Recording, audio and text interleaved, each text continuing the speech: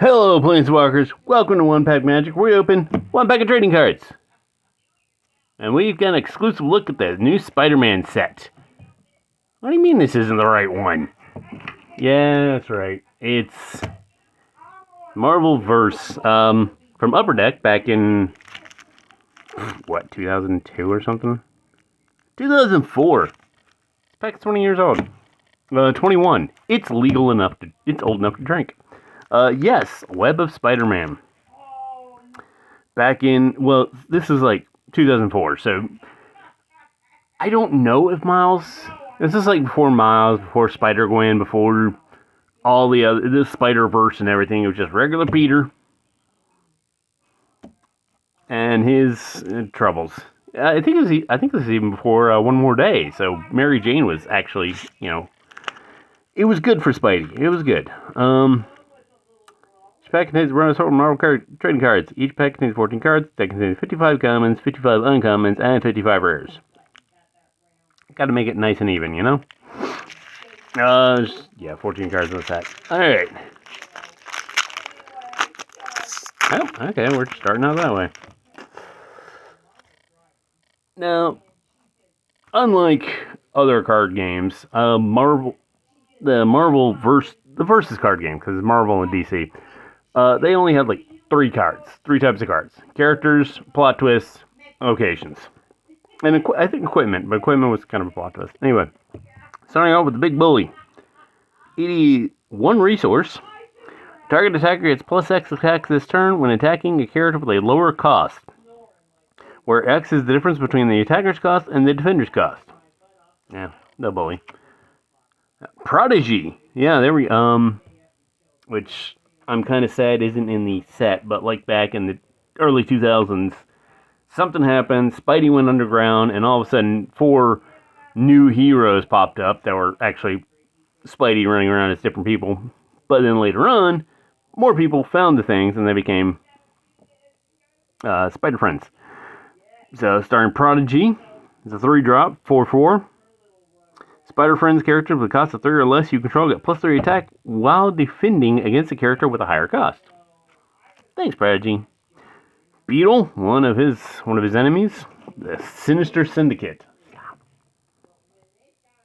2-drop. He has flight and I have a cat. Jarvis in here right now. He has flight and aim, sure shot, something like that. Basically, there's a front row and a back row.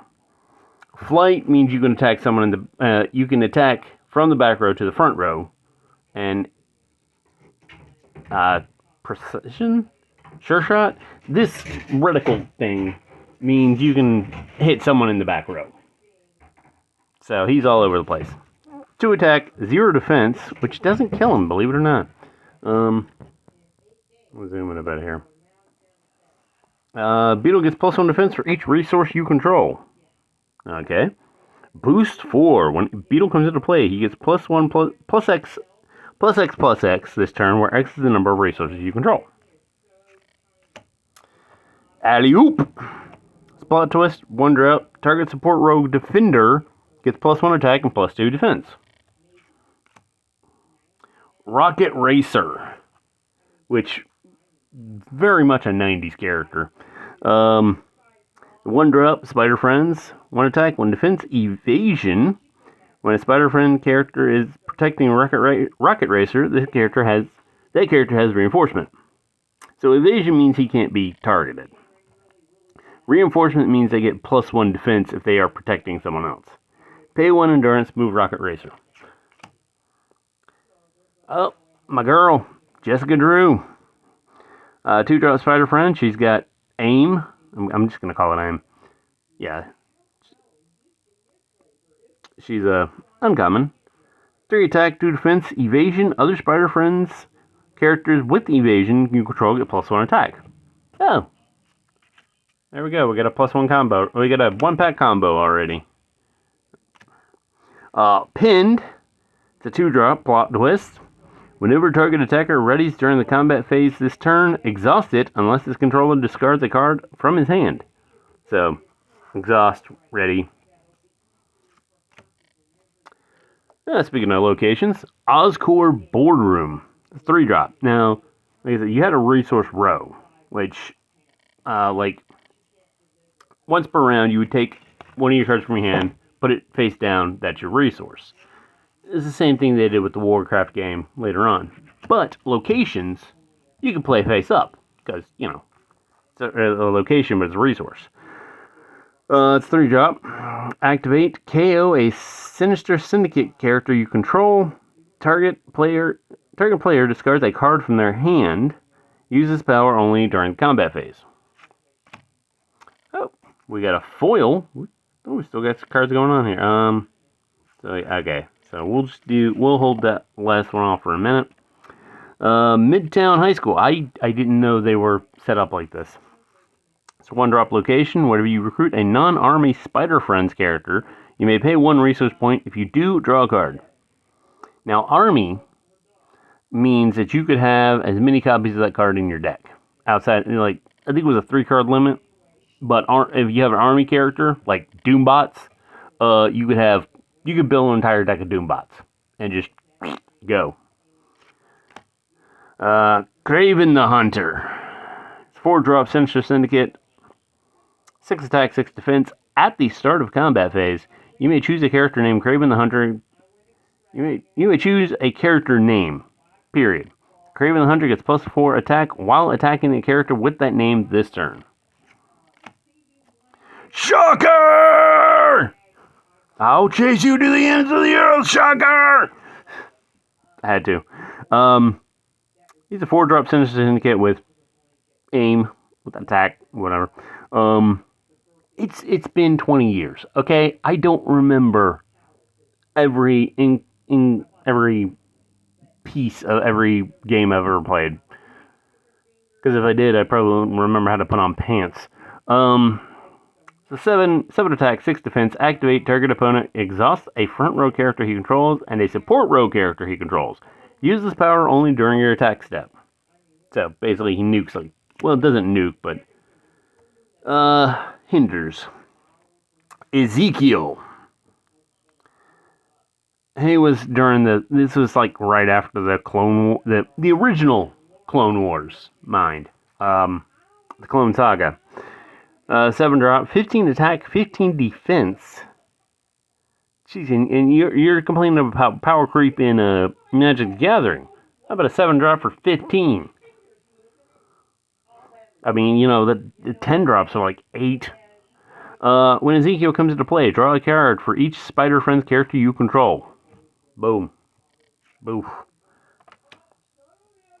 Got a foil of the Chameleon.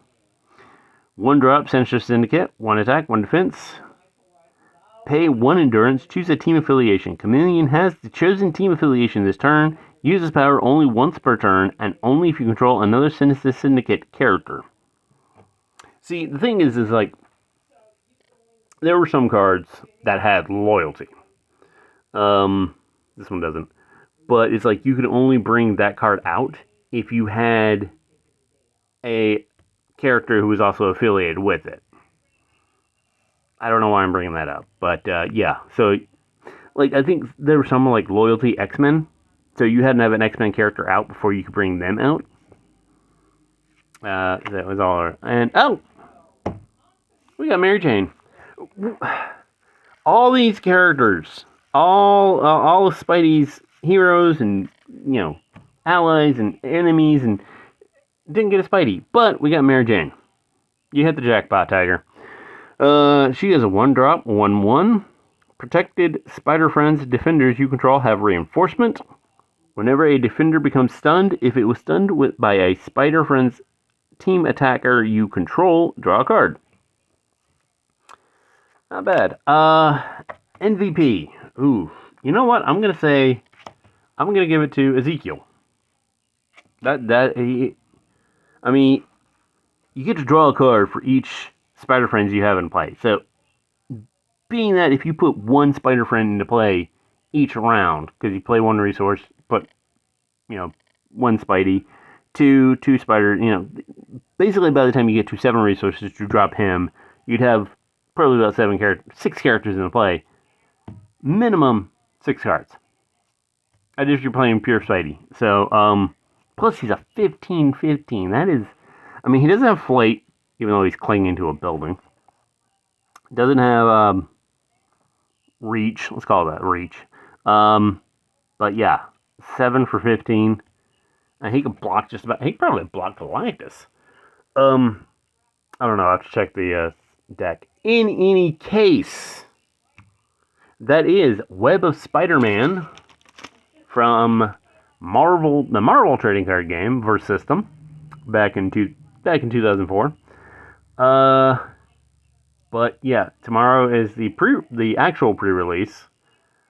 I'm going to attempt to go. Um, I think my LGS has got it. I'll find out tomorrow. Any case, but I will see you tomorrow. Have a retrotastic day.